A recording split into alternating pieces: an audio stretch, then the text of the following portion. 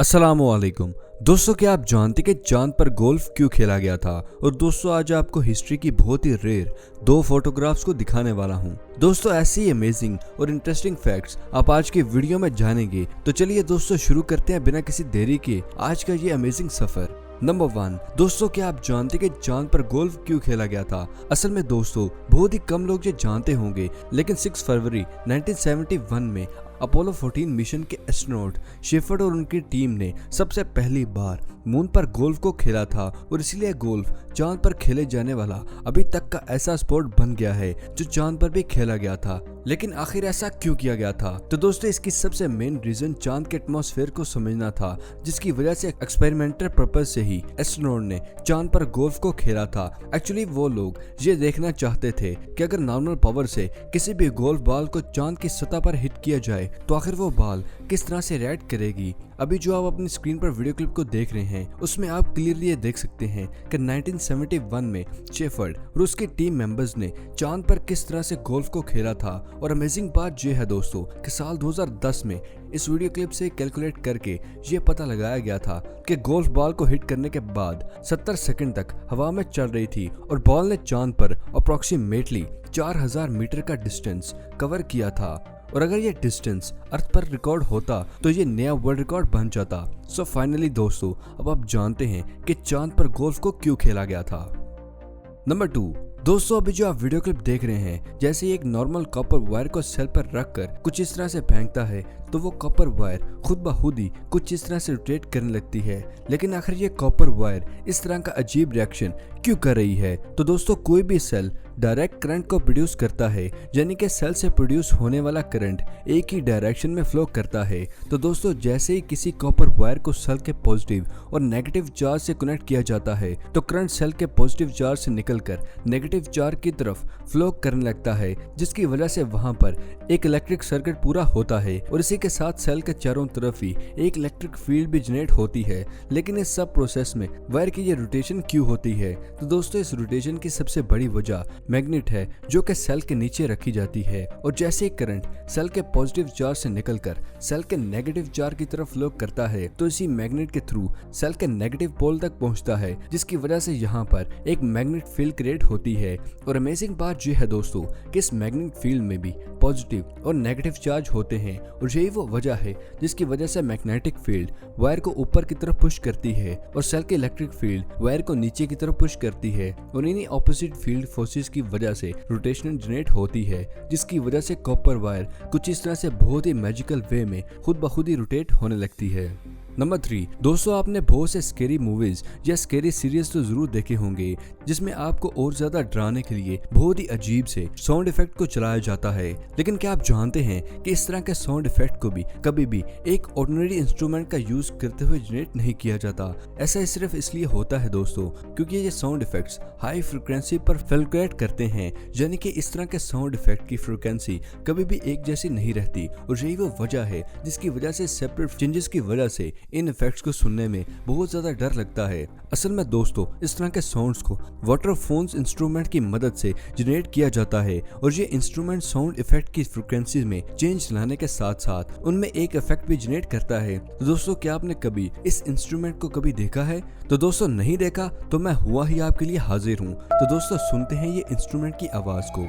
Number 4, दोस्तों आपने अभी तक बहुत सी साइकिल रेसेस तो देखी होंगी, लेकिन क्या आप जानते हैं 1928 में की गई बहुत अजीब साइकिल रेस को देखा है? एक्चुअली अजीब इसलिए कह रहा हूँ क्योंकि साल 1928 में आजकल के इस्तेमाल होने वाली साइकिल्स तो थी ही नहीं। तो दोस्तों, साल 1928 में कुछ इस तरह के साइकिल्स को बनाया गया था, और इन साइकिल्स की सेल्स अमाउंट को ज्यादा करने के लिए सबसे पहली बार 1928 में लंदन में the penny farthing bike racing organize की गई थी। और दोस्तों, अभी जो आप क्लिप देख रहे हैं वो रेसिंग कंपटीशन की है। और दोस्तों, सबसे ज्यादा अमेजिंग बात जो है कि इतनी बड़ी साइकिलिंग रेस को ऑर्गेनाइज करने के बाद इस तरह की साइकिल की सेल्स रेट कभी भी ज्यादा नहीं हुई थी, क्योंकि इस तरह के साइकिल्स को चलाने के लिए राइडर को काफी ज्यादा परेशानी का सामना करना पड़ा था। और यही वो वजह थी जिसकी वजह से बाद में इस किस्म की रेस को बाद में ऑर्गेनाइज नहीं किया गया था। ये वीडियो क्लिप और ये साइकिल अपने आप में लाजवाब जरूर है।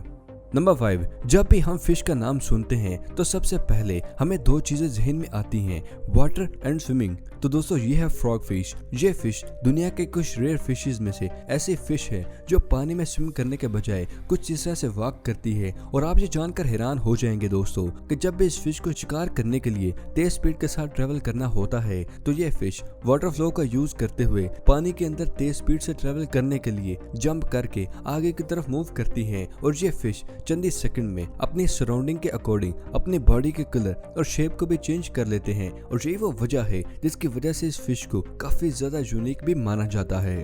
नंबर 6, दोस्तों आज मैं आपको हिस्ट्री की बहुत ही दो रेयर फोटोग्राफ्स को दिखाने वाला हूँ। बात पहली पिक्चर की जाए तो दोस्तों अभी जो आप अपने स्क्रीन पर पिक्चर देख रहे हैं उसमें मौजूद आप पूल लाइट को देख रहे हैं। ये एशिया में लगाए जाने वाली सबसे पहली पूल लाइट है जिसको 5 अगस्त 1905 में मार्केट के आसपास लगाया गया था। और बात अगर दूसरी पिक्चर की जाए तो ये वाकया 22 फेब 1970 का, जब एक 14 साल का ऑस्ट्रेलियन लड़का कैथ व्हील्स के अंदर छुप गया था। बट अनफॉर्चुनेटली जब प्लेन ने लैंडिंग करने के लिए अपने व्हील्स को खोला तो वो बच्चा कुछ इस तरह से नीचे गिरने लगा, जिसको जॉन गल्फिन ने अपने कैमरे के लेंस की टेस्टिंग करने के लिए बाय लक कैप्चर कर लिया था। आई होप आपने पास्ट का बहुत ही रेयर फैक्ट जरूर देखा होगा। नंबर 7, क्या आप जानते हैं कि यूएसए के वेस्ट कोस्ट में हर साल अक्टूबर के मंथ में रिवर रेसिंग की जाती है। असल में फर्क बस ये है कि इस रेस में बोट की जगह पर एक बड़े कद्दू यानी कि पंपकिन का इस्तेमाल किया जाता है। इस यूनिक रेस को जायंट पंपकिन रिगार्डा के नाम से भी जाना जाता है, जहां पर हर साल स्पेशली इस रेस के लिए भी जायंट पंपकिन को उगाया जाता है, जिसके बाद उनको प्रॉपर शेप में कट किया जाता है ताकि कोई भी शख्स बैठ सके और फिर इससे यूनिक रेस भी की जाती है। क्या आप भी इस अजीब से पंपकिन रेस को करना चाहते हैं? कमेंट बॉक्स में हमारे साथ भी जरूर शेयर कीजिएगा। नंबर 8, दोस्तों इस वीडियो क्लिप में देखें जहां पर एक ग्लास बोतल को लिक्विड से भरे हुए बॉल वाटर में डाला जाता है तो वो लिक्विड कुछ इस तरह से बहुत ही मैजिकल वे में बोतल में आसानी से आ जाता है, जो कहीं ना कहीं ग्रेविटी के लॉ को भी गलत साबित कर रहा है। क्या आप जानते कि ऐसा कैसे हो रहा है? तो दोस्तों इस चीज को समझने से पहले हमें ये समझना होगा कि जब भी किसी भी एयर को गर्म किया जाता है उसका वॉल्यूम बढ़ जाता है और ठंडी एयर का वॉल्यूम हमेशा ही कम होता है। तो दोस्तों जैसे ही ग्लास वाटर को काफी ज्यादा गर्म किया जाता है तो इस बॉटल के अंदर की एयर, जिसमें ऑलरेडी काफी ज्यादा गैसें शामिल होती हैं, तेज गर्मी मिलने की वजह से वो अपने वॉल्यूम को ज्यादा कर देती है। और जैसे ही इस गर्म पानी को ठंडे पानी के कांटेक्ट में लाया जाता है तो बॉटल के अंदर की एयर या गैस फौरन ही अपने वॉल्यूम को कम कर देती है। वॉल्यूम कम होने की वजह से बॉटल के अंदर खाली जगह काफी ज्यादा हो जाती है और उसी खाली जगह को ज्यादा करने के लिए एटमॉस्फेरिक एयर बाहर से अंदर की तरफ बॉटल में फ्लो करने लगती है, जिसकी वजह से वैक्यूम बन जाता है। और ये वैक्यूम किसी भी लिक्विड को कुछ इस तरह से अपने ही बोतल में पुश कर देती है और हमें देखने में ऐसा लगता है कि ये कोई मैजिक है, लेकिन यह हकीकत में कोई जादू नहीं बल्कि एक साइंस प्रोसेस है। नंबर 9, दोस्तों आपने टेनिस रैकेट को तो जरूर देखा होगा। क्या आप जानते हैं कि टेनिस को 12th सेंचुरी में नॉर्दर्न फ्रांस में इन्वेंट किया गया था, तो उसको कभी भी रैकेट से नहीं खेला गया था। तो दोस्तों क्या आप जानते हैं कि इनिशियल स्टेज में फ्रांस में टेनिस को खेला जाता था तो उस वक्त टेनिस को किसी भी रैकेट्स की मदद से नहीं बल्कि हाथों से खेला जाता था, जिसमें प्लेयर को अपनी हथेली का इस्तेमाल करते हुए हिट करना पड़ता था। लेकिन जब ये गेम अपर क्लास में खेली जाने लगी तो उन्होंने गेम को खेलने में ज्यादा इंटरेस्ट शो नहीं किया था, क्योंकि वो लोग ये नहीं चाहते थे कि वो अपने हाथों का इस्तेमाल करते हुए किसी बॉल को हिट करें। और यही वो वजह है जिसकी वजह से बाद में दुनिया भर की सभी क्लासेस में लोगों को अट्रैक्ट करने के लिए इस गेम में रैकेट को इंट्रोड्यूस करवाया गया था। क्या इस फैक्ट से पहले आप टेनिस गेम की इस हिस्ट्री के बारे में जानते थे? हमें कमेंट सेक्शन में जरूर बताइएगा। तो दोस्तों ये थी आज की अमेजिंग वीडियो पसंद आने की सूरत में से लाइक करें और अपने दोस्तों और फैमिली के साथ शेयर करना मत भूलिएगा। और अगर अब तक आपने हमारे चैनल को सब्सक्राइब नहीं किया तो दोस्तों इसे सब्सक्राइब करें और साथ मौजूद बेल आइकन को दबाकर ऑल नोटिफिकेशन पर क्लिक करना मत भूलिएगा। मिलते हैं अगली वीडियो में। अपना और अपने प्यारों का ख्याल रखिएगा। शुक्रिया। अल्लाह हाफिज दोस्तों।